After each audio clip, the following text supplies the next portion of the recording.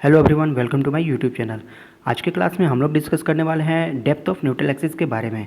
इससे पहले वाले क्लास में हमने बताया था कि कैसे कैलकुलेट करेंगे limiting depth of neutral axis. तो अगर आपने वो वीडियो नहीं देखा तो वीडियो जरूर देख लें। ठीक है, तो आज के क्लास में डिस्कस करने वाले हैं how to calculate depth of neutral axis. देखिए, डेप्थ ऑफ न्यूट्रल एक्सिस को कैलकुलेट करने के लिए हमें स्ट्रेस ब्लॉक का एरिया फाइंड करना जरूरी होगा, क्योंकि स्ट्रेस ब्लॉक का एरिया फाइंड किए बिना डेप्थ ऑफ न्यूट्रल एक्सिस हम लोग फाइंड नहीं कर सकते हैं। ठीक है, तो depth of neutral axis find करने के लिए सबसे पहले हमें कैलकुलेट करना होगा कि एरिया ऑफ स्ट्रेस ब्लॉक।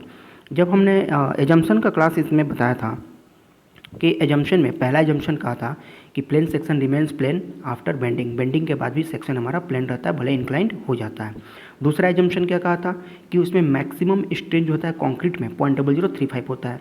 और तीसरा हमने एजम्पशन में बताया था कि हम लोग डिजाइन वैल्यू, डिजाइन स्ट्रेंथ कितना यूज करेंगे कंक्रीट के लिए।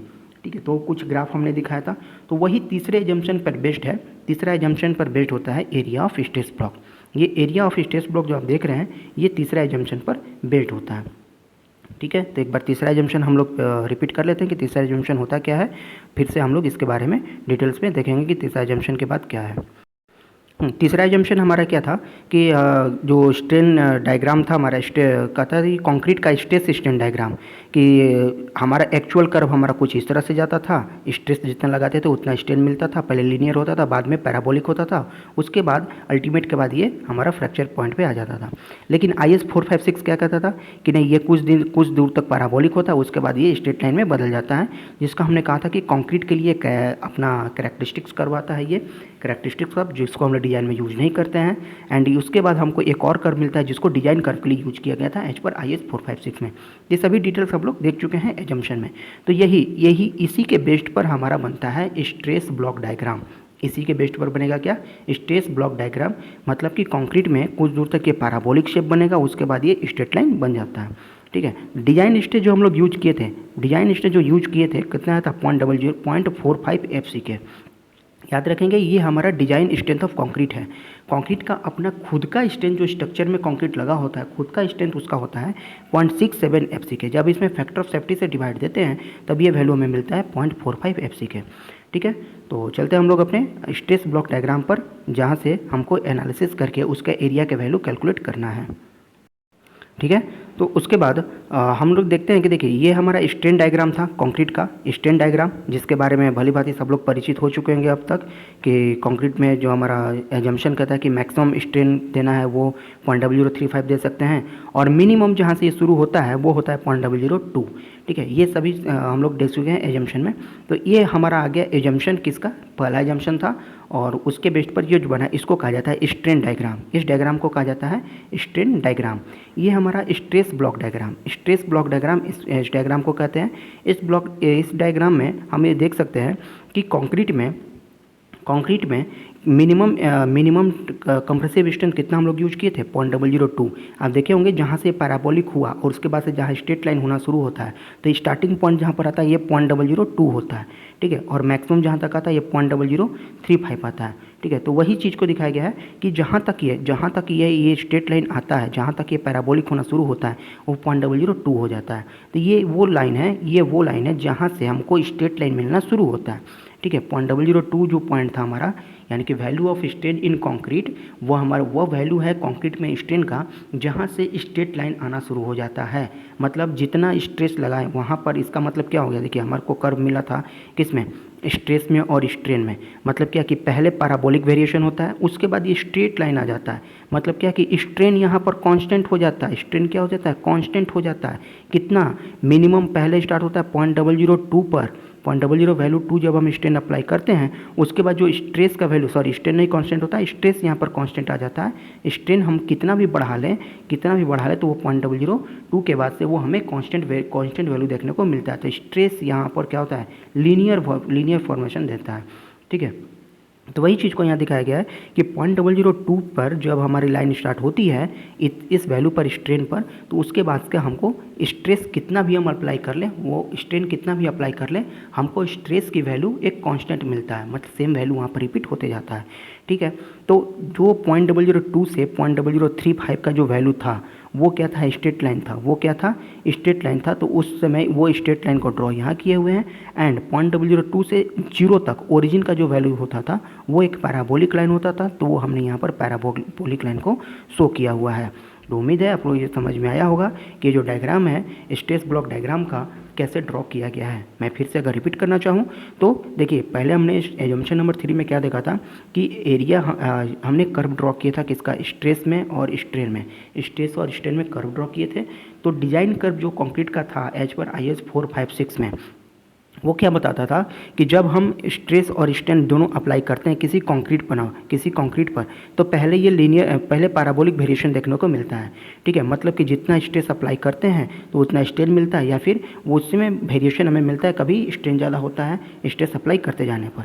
लेकिन जब हम स्ट्रेन की वैल्यू 0.002 पहुँचते हैं, ये हमें प्रैक्टिकली वैल्यू पता चला कि 0.002 स्ट्रेन पर पहुँचे एंड उसके बाद हम स्ट्रेन कितना भी अप्लाई कर लिए तो हमको स्ट्रेस की वेरिएशन, वहाँ पर स्ट्रेस की वैल्यू क्या मिला, कांस्टेंट मिलता था। तो यही चीज़ को डायग्राम में दिखाया गया है कि जब हम जब ओरिजिन पर थे, ओरिजिन से 0.002 पर पहुँचे तो यहाँ पर पैराबोलिक वेरिएशन था एंड जब 0.002 से 0.035 तक जाते हैं, 0.035 तक जाते हैं, तब हमारे उसके बीच में जो वैल्यू मिलता है वो बिल्कुल लीनियर यानी कि स्ट्रेस कांस्टेंट वहाँ पर मिलता है हमको। तो उसी चीज़ को यहाँ पर हमने शो किया हुआ है कि ओरिजिन से 0.002 तक जाते हैं तो पैराबोलिक वेरिएशन शो किया है एंड उसके बाद का वेरिएशन हमने जो शो किया हुआ है क्या किया है, लीनियर वेरिएशन हमने शो किया। तो इस पूरे एरिया को हमने दो पार्ट में बांटा है। एक हमारा रेक्टेंगल का एरिया मिलता है, एक हमको पैराबोलिक का एरिया मिलता है। ठीक है, तो सबको समझ में आया होगा कि ये कैसे डायग्राम बना हुआ है।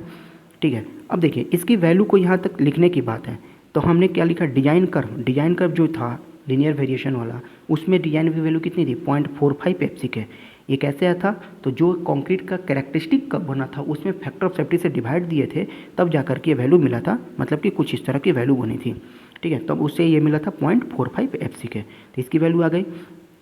अब देखिए यहाँ से जो हमारे कंक्रीट का compression line of action of compression force होता है और वहाँ से अप्लाइड न्यूट्रल एक्सिस तक जो डेप्थ होता है उसको कहा जाता है डेप्थ ऑफ न्यूट्रल एक्सिस। तो यही चीज़ हमको यहाँ पर फाइंड करना है, जिसको हम डिनोट करते हैं XU, जिसको किसको डिनोट करते हैं, XU से डिनोट करते हैं। तब हमको O से B तक का डिस्टेंस पता है। देखिए O से B तक का डिस्टेंस यहाँ भी देख सकते हैं, हमें पता है कितना, XU कहते हैं इसको। यही वैल्यू हमें फाइंड आउट करना है। उसके बाद हमें क्या पता है, हमें ये पता है C से B का डिस्टेंस पता है, तो जो C से B का डिस्टेंस होगा वही डिस्टेंस होगा A से D का। तो हमें पहले ये निकालना होगा वैल्यू कि B से A का डिस्टेंस और O से A का डिस्टेंस। उसके बाद दोनों का एरिया निकालेंगे और एरिया मिल जाएगा तो दोनों को ऐड कर देंगे, तो कहा जाता है कि area of stress block. Area of stress block के लिए पहले एरिया फाइंड करना होगा हमें रेक्टेंगल का, जो कि ABCD को डिनोट कर रहा है यहाँ पर। ठीक है, दूसरा एरिया निकालना होगा हमें पैराबोलिक का, जो कि OAD को यहाँ पर डिनोट कर रहा है। ठीक है, तो दोनों एरिया फाइंड आउट करके हम दोनों को ऐड कर देंगे तो हमें मिलता है एरिया ऑफ स्ट्रेस ब्लॉक। अब ये कैसे होगा, तो सबसे पहले हमें कैलकुलेट करना होगा O से A का डिस्टेंस एंड A से B का डिस्टेंस, O से A का डिस्टेंस एंड A से B का डिस्टेंस, इन दोनों को कैलकुलेट करना होगा। तो उसके लिए हमको इस डायग्राम का सहारा लेना होगा। यानी कि हम देख सकते हैं कि OB' एक ट्रायंगल बन रहा है, OB' एक ट्रायंगल बन रहा है और दूसरा ट्रायंगल हमारे पास क्या बन रहा है, OA', ये दूसरा ट्रायंगल हमारे पास ये बन रहा है। ठीक है, तो इन दोनों ट्रायंगल में, एक OA', में एंड OB', ये दोनों ट्रायंगल में हम सिमिलर ट्रायंगल का प्रॉपर्टीज लगाते हैं। ठीक है, तो सिमिलर ट्रायंगल का प्रॉपर्टीज यहाँ पर हमने जब लगाया, देखिए इसको कहा जाता है स्ट्रेन डायग्राम, इसको कहते हैं stress block diagram. Strain diagram stress block diagram होता है। जब हमने इसमें प्रॉपर्टीज लगाया तो उस प्रॉपर्टीज में हमें ये देखने को मिला कि देखिए प्रॉपर्टीज लगाए हमने इस ट्रायंगल में, OA' डिवाइड बाई OA' कहाँ है, तो OA' ये डिस्टेंस आ गया, A', क्या है, ये डिस्टेंस हो गया। देखिए पहले हमने क्या लगाया, इसका परपेंडिकुलर, फिर इसका बेस की वैल्यू रखा। सिमिलरली इस बड़े वाले ट्रायंगल में भी वही लगाएंगे, क्या लगाएं, O'B', देखिए O'B' हमारे ये वैल्यू मिला एंड B' हमारे ये वैल्यू मिला। मतलब कि दोनों सिमिलर ट्रायंगल्स का प्रॉपर्टीज यही कहता है कि हम जो ट्रायंगल का जिस पार्ट को हमें रेशियो में लेना है वो दोनों ट्रायंगल का रेशियो वो हमारा सेम होना चाहिए। तो हमने दोनों को ये रेशियो लगाया और इस तरह से वैल्यू हमने फाइंड आउट किया O'A' कितना है। तो O'A' हमने वैल्यू सबका पुट किया यहाँ पर, जो कि हमें वैल्यू पता है, किसका पता है, ओ से बी डैश का वैल्यू हमें पता है, तो ओ से बी डैश का वैल्यू हमने रख दिया यहाँ पे। बाकी जो जो वैल्यू हमें यहाँ पर नोन थी, जो जो वैल्यू हमें यहाँ पर पता थी, देखिए वैल्यू क्या क्या पता है, तो बी डैश सी डैश पता है, ए डैश डी डैश पता है, और ओ से ए डैश का वैल्यू पता है, ओ से बी डैश का वैल्यू पता है। तो यहाँ से हमें जो नहीं पता वो था ओ से ए डैश का वैल्यू, ओ से ए डैश का वैल्यू यहाँ पर हमें पता नहीं था। तो उस चीज़ को हमने क्रॉस मल्टीप्लाई किया, और क्रॉस मल्टीप्लाई करने के बाद हमें ये वैल्यू मिला कि एक्स यू के मल्टीप्लाई में ये वैल्यू आया, और इसको जब हमने कैलकुलेट किया तो 4/7 एक्स यू आता है। मतलब ये कि ये वैल्यू हमारी ओ से ए की वैल्यू, ओ से ए की वैल्यू आती है 4/7 एक्स यू। ठीक है, अब टोटल वैल्यू हमारे पास कितना था, ओ से बी का वैल्यू है एक्स यू, और ये वैल्यू है 4/7 एक्स यू। तो एक्स यू में से इसको घटाएंगे तो हमें ए से बी की वैल्यू मिल जाएगी। ठीक है, तो हमने इसको घटाया तो ये वैल्यू मिल गया 3/7 एक्स यू, और ये वैल्यू मिल गया 4/7 एक्स यू। ठीक है, ये मैथमेटिक्स आ गया यहाँ पे, क्योंकि हमको कैलकुलेट करना था वैल्यू ओ से ए डैश का, और ये दोनों का इंडिविजुअल वैल्यू अगर हम कैलकुलेट कर लेते हैं तो हमें एरिया निकालने में बहुत ही इजी हो जाएगा। ठीक है, तो अब हम एरिया निकालने के लिए क्या करेंगे, ए बी सी डी का एरिया निकालना होगा। रेक्टेंगल का एरिया आप भी जानते हैं कितना होता है, इसको मल्टीप्लाई कर देंगे इसके लेंथ और इसके विड्थ से। तो हमारे पास ये बी सी की वैल्यू ऑलरेडी थी, ए बी हमारे पास नहीं था, तो कैलकुलेट किए तो हमारे पास ए बी भी आ गया। तो इसको मल्टीप्लाई करने के लिए क्या करना होगा, 3/7 एक्स यू का मल्टीप्लाई करेंगे 0.45 एफ सी के से, तो ये एरिया हमें मिल जाएगा ए बी सी डी का। मतलब ये कि अगर इसका एरिया निकालना होगा तो ए बी सी डी का एरिया हमें निकालने के लिए मल्टीप्लाई करना होगा 3/7 एक्स यू को 0.45 एफ सी के से।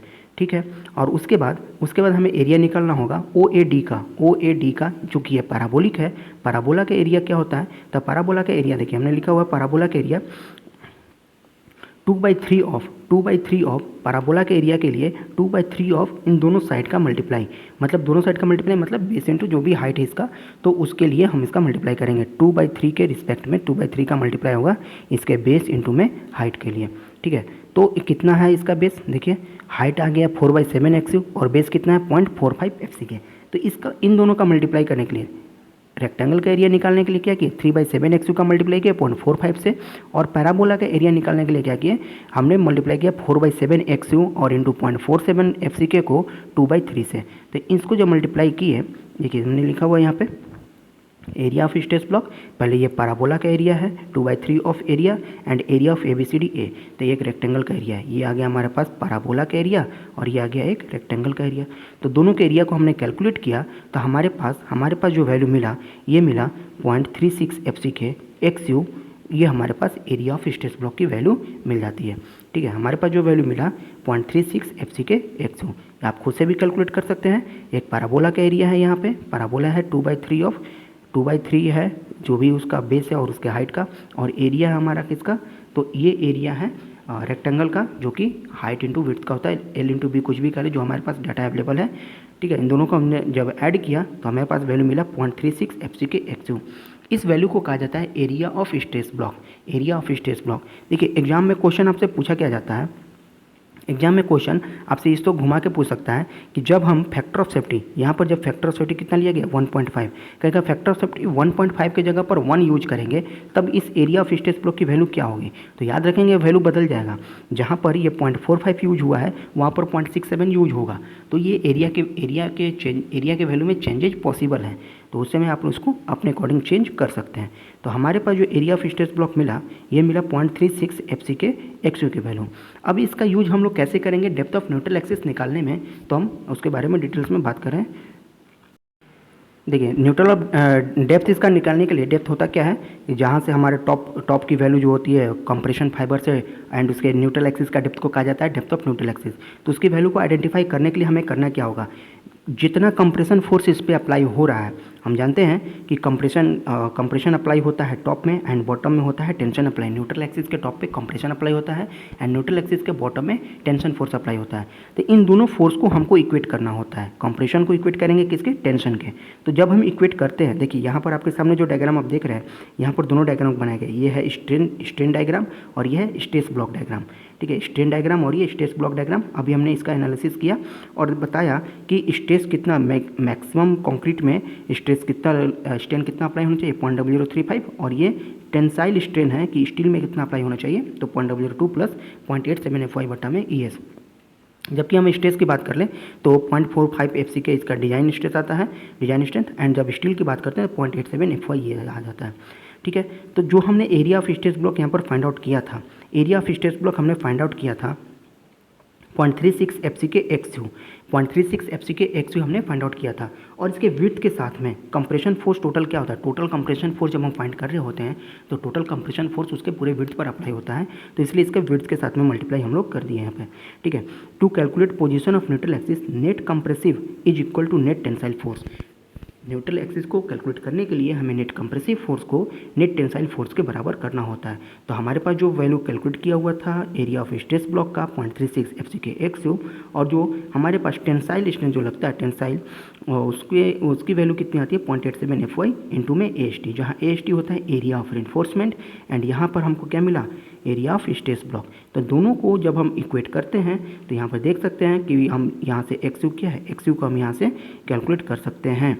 XU को हमने इक्वेट किया तो 0.87 FY AST में डिवाइड दे देंगे, यहाँ से 0.36 नीचे आ जाएगा FCK इंटू में B। तो जब हम इस तरह से इसको यूज करते हैं तो हमारे पास वैल्यू आ जाती है XU is equal to 0.87 FY AST divide by 0.36 FCK into B। ठीक है, ये एक छोटा सा डेरिवेशन था जिससे हम लोग ये फाइंड कर सकें कि डेप्थ ऑफ न्यूट्रल एक्सिस क्या होता है।